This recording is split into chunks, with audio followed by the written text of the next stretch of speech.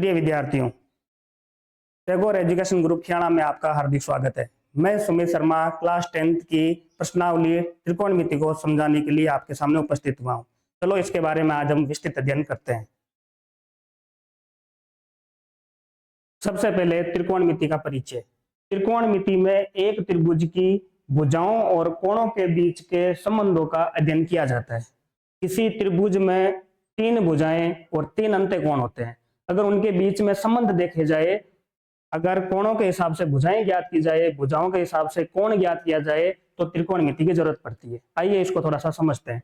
सबसे पहले त्रिभुज ए बी सी एक समकोण त्रिभुज है। कैसे पता चलता है? क्योंकि यहाँ कोण भी क्या है, 90 डिग्री का। इस 90 डिग्री के कोण के हिसाब से अगर हमारे पास जो 3 भुजाएं दी हुई है, वो तीनों भुजाएं अगर हम देखें तो ये भुजा कर्ण 90 डिग्री के सामने हमेशा कर्ण होता है। अगर हम इस भुजा की बात करें तो जब तक हमारे पास थीटा ज्ञात नहीं है, हम इसको लंब कह सकते हैं और बेस को हम कहते हैं आधार। अगर इन 3 भुजाओं में से कोई एक भुजा ज्ञात करनी हो और 2 भुजाएं हमें दी हुई हो, तो हम पाइथागोरस प्रमेय का उपयोग करते हैं। पाइथागोरस प्रमेय कर्ण स्क्वायर बराबर लंब स्क्वायर प्लस आधार स्क्वायर। वहां 3 भुजाओं में से 2 भुजाएं हमारे पास है, तो तीसरी भुजा आराम से हम निकाल सकते हैं। लेकिन समस्या कहाँ आती है? जब हमारे पास केवल एक भुजा ज्ञात हो और हमें किसी और भुजा का मान ज्ञात करना हो, जैसे लंब दिया हुआ कर्ण ज्ञात करना, आधार दिया हुआ कर्ण ज्ञात करना, कर्ण दिया हुआ लंब ज्ञात करना, तो हमें थीटा की जरूरत पड़ती है। अगर हम यहाँ थीटा बनाए तो हमें कोण सी के लिए भुजाओं के मान देखने होंगे, और अगर हम थीटा यहाँ बनाए तो हमें कोण ए के हिसाब से भुजाएं देखनी पड़ेगी। इस चित्र के माध्यम से समझते हैं। सबसे पहले ए बी सी त्रिभुज जो है वो एक समकोण त्रिभुज है। इस समकोण त्रिभुज में थीटा दिया हुआ है 90 डिग्री। अगर सी की बात करें तो सी है 90 डिग्री। अगर 90 डिग्री के सामने वाली भुजा की हम बात करें तो वो हमेशा लंब होगा। थीटा के सामने जो भुजा होगी वो हमेशा लंब होगी। 90 के सामने हमेशा कर्ण होता है, तो सबसे बड़ी या सबसे लंबी भुजा कह सकते हैं इसको। और आधार जो होगा वो अगर लंब 90 के हिसाब से थीटा के सामने है, तो आधार का मान ये बच जाएगा।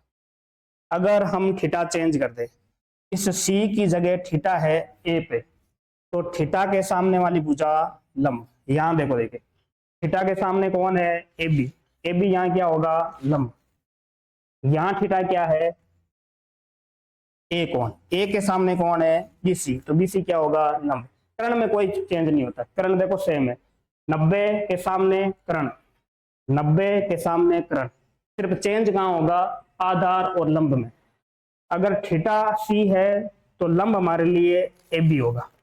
थीटा यदि ए है तो लंब हमारे लिए बी सी होगा।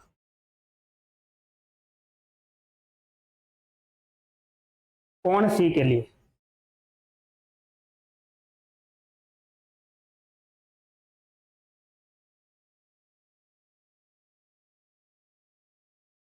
थीटा अगर सी है तो सी के लिए कर्ण क्या होगा? कर्ण हमेशा फिक्स रहता है। 90 के सामने कर्ण, तो कर्ण हो गया ए सी। तो कर्ण का नाम ए सी। तो यहां से हम लिख सकते हैं कि कर्ण बराबर ए सी।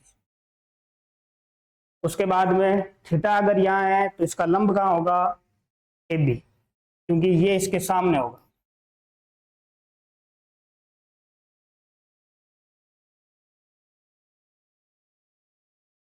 और इसके बाद जो बचेगा वो आधार।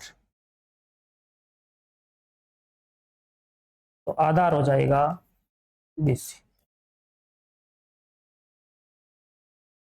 ए के लिए चेंज करें तो ए के लिए अगर हम यहां देखें तो ये ए बी सी, ये 90 डिग्री का कोण, और 90 डिग्री के हिसाब से देखा जाए तो ये हमारा कर्ण, क्योंकि कर्ण चेंज नहीं होगा, कर्ण हमेशा 90 के सामने होगा।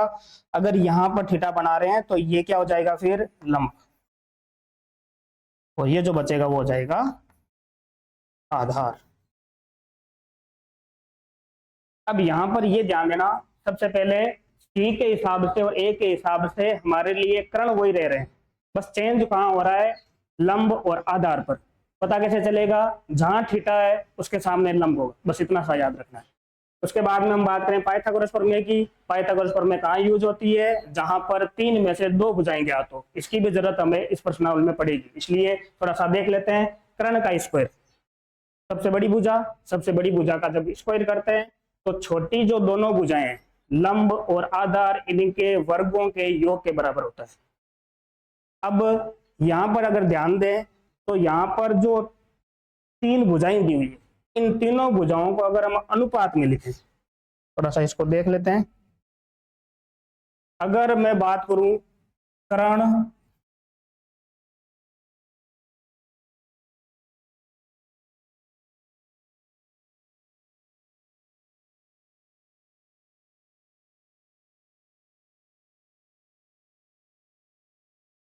कर्ण आधार और लंब, ये तीनों भुजाएं जो है इनके अगर अनुपात निकाले जाए तो हम किस प्रकार से अनुपात निकाल सकते हैं। सबसे पहले कर्ण जो है उसके बट्टा में हम आधार लिख सकते हैं, आधार के बट्टा में कर्ण लिख सकते हैं। दूसरा अनुपात आधार के बट्टा में लंब लिखा जा सकता है, लंब के बट्टा में आधार लिखा जा सकता है। अगर हम इसको एक आकृति से समझे तो यहाँ पर भुजाएं जो बन रही है, अगर ये कर्ण है, कोई थीटा अगर हमारे पास नहीं है तो हम साधारणतः लंब इसको मानते हैं और ये हो गया आधार। अनुपात निकालेंगे तो कर्ण के बट्टा में लंब लिखा जा सकता है, लंब के बट्टा में आधार लिखा जा सकता है, आधार के बट्टा में कर्ण लिखा जा सकता है। तो अगर हम यहाँ टोटल त्रिकोणमितीय अनुपातों की बात करें तो त्रिकोणमितीय अनुपात टोटल 6 होते हैं। और वो 6 क्यों होते हैं? क्योंकि अगर हम तीनों की बात करें तो तीन भुजाएं जो होगी वो एक दूसरे के अनुपात में बनती है, तो टोटल जो अनुपात बनते हैं वो 6 अनुपात बनते हैं। किस प्रकार बनते हैं एक बार हम देख लेते हैं। त्रिकोणमितीय अनुपात, सबसे पहले लंब के बट्टा में कर्ण लिखा जा सकता है, आधार के बट्टा में लंब लिखा जा सकता है, लंब के बट्टा में आधार लिखा जा सकता है। इनको हम उल्टा भी लिख सकते हैं। तो एक तरीका होता है याद रखने का, लाल बट्टा कक्का। एल का मतलब यहाँ लंब है, ए का मतलब यहाँ आधार है, एल का मतलब वापस लंब, के का मतलब कर्ण। तो अगर हम यहाँ से याद रखें इनको तो लाल बट्टा कक्का से ये सारे अनुपात हम यहाँ देख सकते हैं। लंब बट्टा कर्ण में ये एल हो गया, ये ए हो गया, ये एल हो गया। कर्ण में ये के हो गया, ये के हो गया, ये ए हो गया। अगर इनके हम डायरेक्ट यहाँ से अनुपात देखें तो ये होता है साइन थीटा। आधार बट्टा कर्ण की बात करें तो ये हो जाता है कोस थीटा। लंब बट्टा आधार की बात करें तो ये हो जाता है टेन थीटा। अगर आधार बट्टा लंब की बात करें तो ये हो जाता है कोट थीटा। कर्ण बट्टा आधार की बात करें तो ये हो जाएगा सेक थीटा। और कर्ण बट्टा लंब की बात करें तो ये हो जाएगा कोसेक थीटा। तो यहां से 6 अनुपात बन रहे हैं, इसलिए थीटा जो होते हैं उनकी संख्या भी कितनी होती है? 6। कौन कौन से? पहला साइन, दूसरा कोस, तीसरा टेन, चौथा कोट, पांचवा सेक, छठा कोसेक। त्रिकोणमितीय अनुपातों की संख्या 6 और ये टोटल कितने हो गए?